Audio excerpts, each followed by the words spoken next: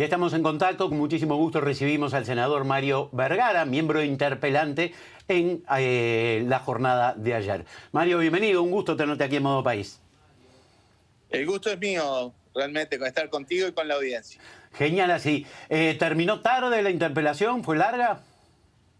Fue cercana a las 3 de la mañana, o sea, fueron casi 12 horas, pero bueno, son esas instancias necesarias para el debate político. A veces la gente quizá mirado un poquito de afuera le parece que son inconducentes, pero no lo son. Es parte de nuestra labor, el debate político, que hay que hacerlo en profundidad, con los tiempos necesarios, escuchando todas las voces que hay a nivel de los partidos. Así que bueno, fue una sesión relativamente larga, en donde, bueno, lamentablemente no obtuvimos las respuestas que buscábamos, ¿verdad? Ahora, al principio, previa a la interpelación, ya habías declarado que no se ponía en juicio la legalidad del procedimiento, sino que la idea era informar a la gente de lo que la gente tiene que saber. ¿Qué cosas quedaron en claro ayer en la interpelación y qué cosas quedaron en las sombras, Mario? Bueno, efectivamente, nosotros apuntamos a un tema esencialmente de carácter político, de que los ministros asumieran responsabilidades políticas de un proceso que claramente fue funcional a un desenlace realmente vergonzante para el país, que es que hoy hay en el mundo un narcotraficante uruguayo que está prófugo de la justicia internacional, y la expedición de ese pasaporte, bueno, fue funcional a las necesidades de esa persona, lamentablemente. Nosotros le planteamos a los ministros, bueno, la necesidad que dieran explicaciones convincentes. Hasta el momento se habían planteado que, bueno, esto era que estaban obligados a dar ese pasaporte por un decreto del año 2014. Nosotros demostramos que eso no era así, que no estaban obligados, no estaban atados de pies y manos, como ellos decían, sino que el propio decreto habilitaba mecanismos alternativos, vías alternativas, sobre todo considerando las peculiaridades de este caso. Es un caso que, según ellos, se trató como que tuvo un tratamiento administrativo común. Lo que pasa es que este caso de común no tenía absolutamente nada. No creemos que todos los días la Cancillería reciba la solicitud de un pasaporte por parte de un narcotraficante que tiene profuso prontuario criminal, que estaba siendo investigado en una coordinación internacional y que estaba preso en otro país por querer usar justamente un pasaporte falso. O sea, eso le daba evidentemente unas características de que no era un caso común, era un caso muy especial, y el propio decreto instaba a las autoridades a trabajar este tema con mucha más prudencia, cautela, no como una cuestión automática administrativa. Nosotros ponemos el foco en las responsabilidades políticas de los ministros, y bueno, realmente ellos se parapetaron en esa explicación de que por culpa del decreto de gobiernos anteriores estuvieron obligados a actuar de esta manera. Nosotros mostramos que no era así, pero lamentablemente los ministros no reconocieron ningún error, no reconocieron que se pudo actuar de una manera diferente. Es más, reivindican que hicieron todo bien y que lo volverían a hacer en la misma forma, a pesar de que con el diario del lunes tenemos claro que el desenlace es realmente vergonzoso para el país, y ni siquiera reconocen o entienden que este episodio afecta la credibilidad de Uruguay en la comunidad internacional, su reputación, y que también afecta la confianza de la ciudadanía. Los ministros no son contestes de ninguna de estas cosas, y por lo tanto, de nuestra perspectiva, bueno, fallan en asumir una responsabilidad que es de carácter político como ministros. Por eso es que nosotros concluimos en que, bueno, que no podemos tener confianza política en ministros que responden de esta manera, y por lo tanto pensábamos que lo mejor sería que dieran un paso al costado. Al final finaliza sin ningún llamado de atención a los ministros ni nada por el estilo. Ahora, el ministro... Bueno, nosotros presentamos, discúlpame, una moción de declaración del Senado donde sí planteamos la necesidad de que los ministros den un paso al costado. Obviamente eso no fue votado por el Pleno del Senado porque, bueno, la mayoría, la coalición de gobierno, votó otra declaración. El ministro Heber hablaba sobre la normativa, sobre que había que cambiarla, reconocía las dificultades o por lo menos el error. ¿Se va a hacer algo a partir de esta situación? ¿Habrá un cambio de normativa para que no sé, actividad como la que sucedió no vuelva a ocurrir? Bueno, en realidad la normativa hoy está en la órbita de un decreto, con lo cual es resorte del Poder Ejecutivo. No es algo que se vaya a discutir a nivel parlamentario en principio, pero más allá de que siempre hay margen para perfeccionar las normativas, nosotros queremos enfatizar la idea de que con esta normativa, con este decreto, se pudo actuar de otra manera. Se le pudo denegar el pasaporte a esta persona, se pudo actuar con otros tiempos, sin plazo, se pudo no aceptar que se le enviara en un delivery express, digamos, el pasaporte a Dubái, porque el Estado uruguayo no tenía ninguna urgencia. La urgencia era de esta persona justamente que necesitaba un pasaporte a la brevedad para evitar una deportación de Emiratos Árabes. O sea, todo bien con que se discute y se analice cambios en la normativa, pero que quede claro que no es la normativa la que generó esta situación. La normativa no obligaba al gobierno a otorgar este pasaporte y por lo tanto se pudo evitar quedar involucrado de alguna manera en ser funcionales a las necesidades de una persona que lo que buscaba, dado su prontuario criminal y dado que estaba siendo investigado y podía en cualquier momento dictársele una orden de captura internacional, que estaba preso, bueno, que necesitaba evitar la deportación y por lo tanto necesitaba el pasaporte a la brevedad. Por lo tanto, más allá de que siempre hay un margen para mejorar la normativa, que quede claro que no se tome como chivo expiatorio el decreto que explicara esto, porque no lo explica. El decreto mismo instaba a las autoridades a actuar de una manera diferente de la que se actuó. La separación del cargo del director de identificación civil puede tener, que ver, obviamente tiene que ver con todo esto, por supuesto, pero ¿es una solución a lo que sucedió? Me refiero a situación futura, ¿no? En primer lugar, suena como una especie de contradicción, porque si todo se hizo bien, bueno, hay que entender entonces por qué el subdirector de identificación civil se le quita la confianza, ¿verdad? Pero bueno, hay una investigación de la cual nosotros no tenemos mayor información, porque nos enteramos de esto en la propia interpelación y según el ministro fue un procedimiento que se inició el sábado. Pero bueno, estarán obviamente sus razones. Tiene que ver con este caso sin duda, porque estaría vinculado a alguna gestión para acelerar, apurar el trámite en este caso, pero tengamos claro que nuestro foco está en reclamarle la responsabilidad política a los ministros y a los subsecretarios, y que esto en todo caso, si hay que hacerlo se hará, se está haciendo, pero no sustituye la responsabilidad política de todo el proceso, sin perjuicio de que, bueno, pareciera ser que se corta por un lado fino y es una manera también de no asumir desde el punto de vista político esto. Reitero, hay un énfasis de parte de los ministros de que esto es un tema casi que administrativo y realmente trasladar a la administración y a los servicios una responsabilidad que es de carácter esencialmente político no está bien, no es correcto, no nos genera confianza. ¿Fue satisfactoria la explicación a propósito de si fue un tratamiento express del pasaporte?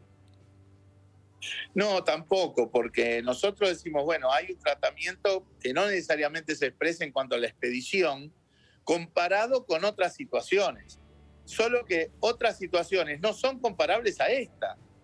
Esta es una situación muy excepcional, reitero, de un narcotraficante que está investigado, que está preso. Por lo tanto, no se puede comparar con un caso común en donde una persona que reside en el exterior, que no es narcotraficante, que no lo están investigando, que no está preso, reciba un pasaporte en un plazo obviamente mucho más corto. Pero lo que sí agregamos para nosotros que sí es express es el delivery, ¿verdad? O sea, normalmente un pasaporte al exterior se lo envía con la valija, lo que se llama una valija diplomática, que no es que un diplomático lleve una valija, sino que es un envío que se hace rutinariamente, aproximadamente una vez al mes, y que es donde se envían los pasaportes al exterior en su inmensísima mayoría. Acá, como claro, el interés de Marcel era obtener el pasaporte a la brevedad, por su necesidad de evitar ser deportado, se habilitó que el mecanismo fuera inusual y se enviara mucho más rápido sin esperar la próxima valija diplomática, haciéndolo de que un apoderado, su abogado básicamente, retirara el documento de Cancillería y, por lo que trascendió, lo enviara directamente a Marcel a través de un familiar. Ese mecanismo es inusual, es extraordinario. ¿Es la primera vez que se usa? No, se usa. Se usa más o menos en 30 casos por año, que es dentro de los 10.000 pasaportes al exterior que se tramitan. O sea que estamos hablando de que es un mecanismo que se habilita en un 0,3% de los casos y por razones fundadas. Razones fundadas que tendrán que ver con necesidades genuinas de la gente o con el interés del Estado uruguayo. Acá, ¿cuál era el interés del Estado uruguayo de acelerar ese envío? El interés era del narcotraficante que necesitaba un pasaporte cuanto antes porque le caía la fecha de la deportación y el riesgo de que también saliera una orden de captura internacional contra su persona. O sea, realmente para nosotros hay un proceso inusual, expeditivo, extraordinario, que pudo perfectamente no habilitarse y eso agrava de alguna manera la percepción que tenemos de todo este proceso. El hecho de que esta persona haya recibido ese pasaporte, que tengo entendido, obliga y se expide únicamente para volver a su propio país. Obviamente, independientemente... Eso es lo que no se hizo, disculpame la interrupción. Sí, claro. Por lo que se le dio fue un pasaporte común por 10 años de vigencia. No fue un documento válido para un viaje de retorno al país, que era una opción. Nosotros lo que decíamos es el decreto no te obligaba a darle el pasaporte por 10 años a esta persona, y mucho menos de esta manera tan expeditiva. Te habilitaba otras opciones. Por ejemplo, un artículo, el 34 del decreto, dice que cuando tenés un uruguayo en el exterior que está sujeto a la expulsión, que era un poco el caso de Marcel, que iba a ser deportado, bueno, el propio decreto habilita a que se le envíe un documento válido por un único viaje de retorno al país. Y eso no se hizo. También otro artículo dice que en casos imprevistos, y vaya si este caso está cargado de circunstancias especiales, bueno, los ministerios podrán evaluar, tomarse los tiempos necesarios, la profundidad del análisis. No había por qué ser expeditivo, y mucho menos en la entrega. O sea, que eso del documento para un solo viaje no es lo que hizo el gobierno. El gobierno le envió un pasaporte común con una vigencia de 10 años. Claro. Ahora, quedó a todas luces, ¿no?, de manifiesto, bueno, no es que uno no lo ignore, pero en este caso se nota la influencia, la presencia de los narcos, de un uruguayo que ocupa un lugar importante en una cadena que abarca Paraguay, Bolivia, Uruguay, la hidrovía. Esta situación que se dio aquí y que más allá de la legalidad, que eso no se puso en discusión, sino lo político, pero esta situación que se dio, ¿puede servir de vacuna para casos en el futuro? Opera como alerta de que es responsabilidad de todos los partidos, de todo el sistema político, de toda la institucionalidad, de evitar lo que lamentablemente vemos que sucede en otros países, que es que de alguna manera el narco ha penetrado la institucionalidad del Estado de manera sustantiva. Nadie está vacunado y uno no puede decir que en Uruguay no hay absolutamente nada de eso, no lo podemos decir, pero sí creemos que no hay una penetración sustancial del narco en la institucionalidad uruguaya. Ahora, nadie está vacunado. Pasa en muchos países de América Latina, tenemos que prevenir sin duda que esas cosas ocurran en el país, tenemos que aprovechar la fortaleza institucional que tiene el Uruguay para que eso no suceda. Casos como este nos llaman la alerta de que tenemos que estar permanentemente atentos a que esas cosas no prosperen. No es un buen inicio negar o ignorar el impacto que estas cosas tienen, ¿verdad? Que es lo que nosotros le criticábamos a los ministros. Los ministros decían, hicimos todo bien, lo volveríamos a hacer de la misma manera y no vemos por qué este episodio afecte la credibilidad, la reputación del país, la confianza en la ciudadanía. Nosotros discrepamos. Tenemos que tomar esto como un llamado de atención, sin duda, como una alerta, sin duda, para prevenir lo que acabamos de decir, que el narco penetre en las estructuras del Estado y en la institucionalidad. Eso arranca con reconocer que este tipo de episodios erosionan, dañan la reputación del país en la comunidad internacional y la confianza de la ciudadanía en las instituciones y las autoridades. Bueno, se sigue discutiendo el caso de la declaración jurada de la esposa del senador Sartori, y más allá de lo puntual o del nombre, toco este tema porque es reciente, pongo este nombre arriba de la mesa porque es el más cercano que tenemos todos en el tiempo y del cual estamos informados. Esas declaraciones juradas son la forma de transparentar y proteger al propio cuerpo legislativo de lo que puede opinar la gente, ¿no? Y del ingreso, obviamente, de fondos mal habidos. Son una herramienta fundamental, tener clara la transparencia en cuanto a los patrimonios de las personas públicas más salientes y con responsabilidades. Sin duda que eso es muy importante y todo el mundo lo tiene que cumplir. Y eso debería estar fuera de discusión. No es el único, no es la única herramienta. De hecho, hay otra que también es una herramienta más, ¿verdad? Acá no hay fórmulas mágicas para esto, pero hay que fortalecer la institucionalidad y la normativa para prevenir este problema, que es, que avancemos en una ley de financiamiento de los partidos políticos para hacer más transparente, más restrictiva las formas en que los partidos políticos se financian, sobre todo en las campañas electorales. Uh-huh. Lamentablemente, desde el periodo pasado hay un proyecto de ley de financiamiento de partidos que está todavía en la órbita, está en la Cámara de Diputados, que no vemos avance y que entendemos que este hecho sí puede, opere también como gatillo para que aceleremos para que haya una real disposición, que el Frente Amplio tiene sin duda, una real disposición para que avance un marco legal que transparente y restrinja los mecanismos de financiamiento de los partidos políticos. Eso sin duda es una herramienta también que va a permitir, restringir al menos la posibilidad de que el financiamiento del sistema político venga por canales non santos que a la larga estropean la integralidad del sistema democrático y es algo que seguramente nadie quiere. Senador Mario Vergara, muchísimas gracias por esta entrevista con, relativas pocas horas de sueño, seguramente.